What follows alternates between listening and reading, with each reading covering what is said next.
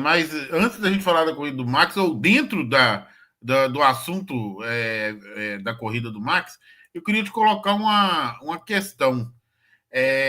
Vendo a corrida do Max esse final de semana, eu fiquei com a sensação de que, e aqui, guardadas as devidas proporções, tá?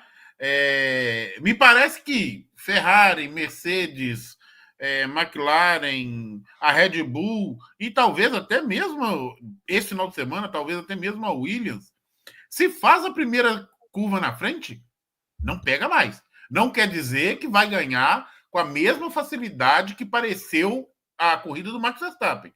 Mas parece que fica difícil demais de alguém acompanhar, claro, em decorrência do ar sujo, mas em decorrência também dos pneus.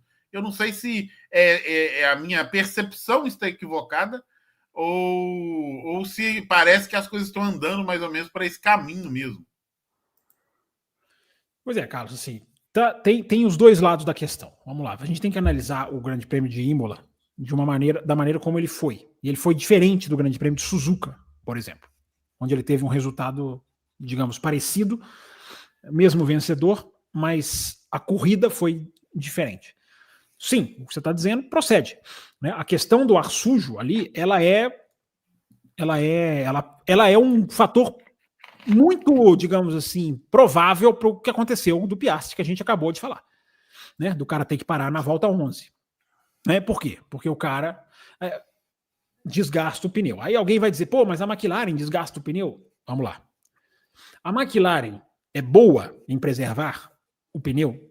Na questão térmica, no desgaste térmico, no aquecimento do pneu que vem de dentro para fora. Esse é o desgaste térmico do pneu. É aí onde a McLaren se dá muito bem.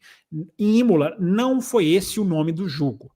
Imola foi desgaste da borracha no chão, raspar a borracha no chão. Existem essas duas maneiras principais. Mecânico, né? Isso. Existem essas duas maneiras principais de você desgastar o pneu. Então, o desgaste do pneu do Piastri, ele não é conflitante com a qualidade da McLaren.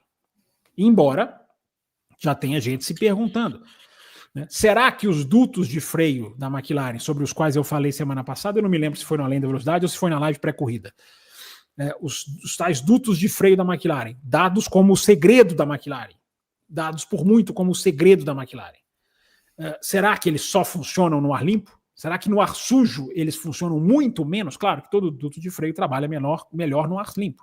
Mas será que há um prejuízo muito grande pela ultrassensibilidade desses dutos, pelas ultra-ramificações de onde ele joga o ar? É uma questão. É só uma questão que eu estou dizendo. Então, Imola não era manter a temperatura do pneu. Imola era não deixar o pneu escorregar. Eu falei isso antes da corrida começar na live. O problema do C6 não é que ele está derretendo, como muita gente pode pensar.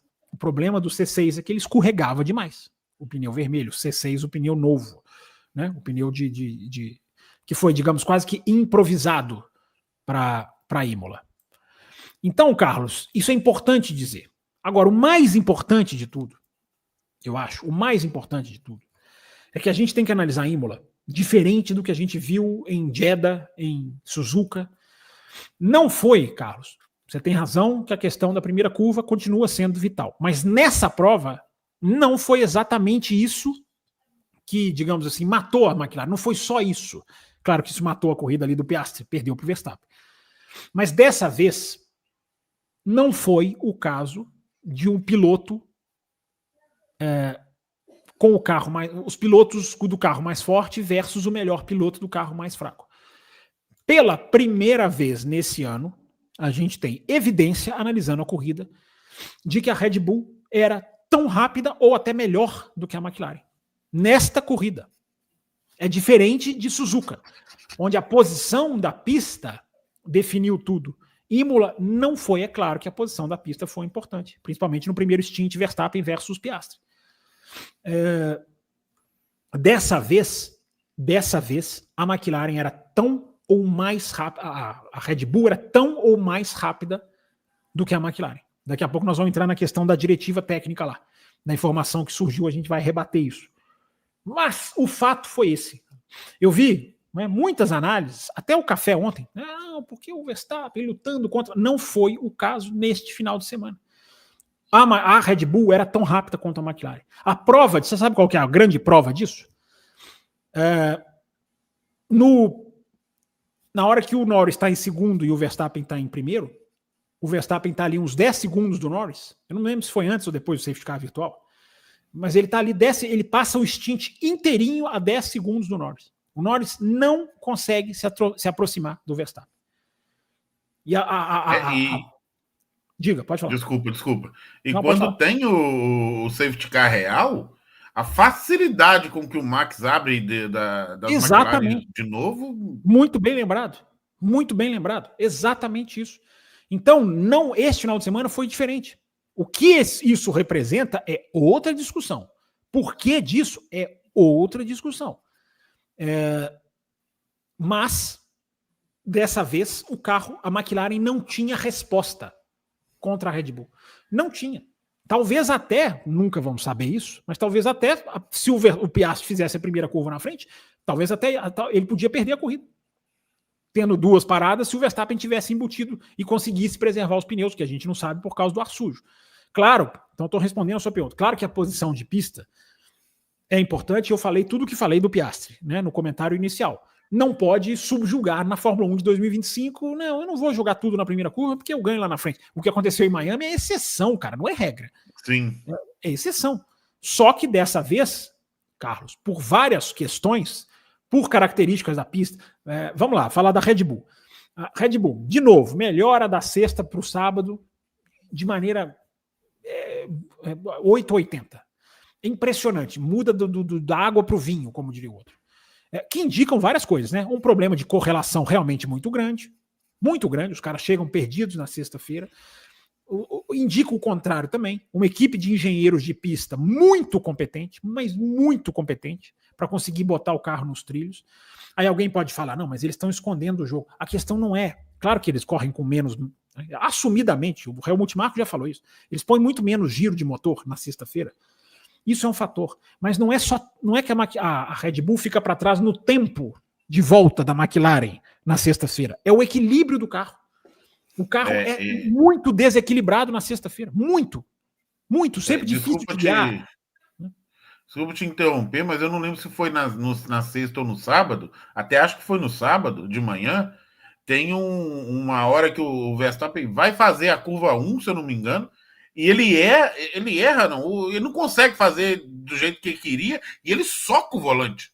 É verdade, ele soca na saída ali da tosa, exatamente. Você vê que ele está totalmente descontente com exatamente. A situação do carro. Muito bem lembrado.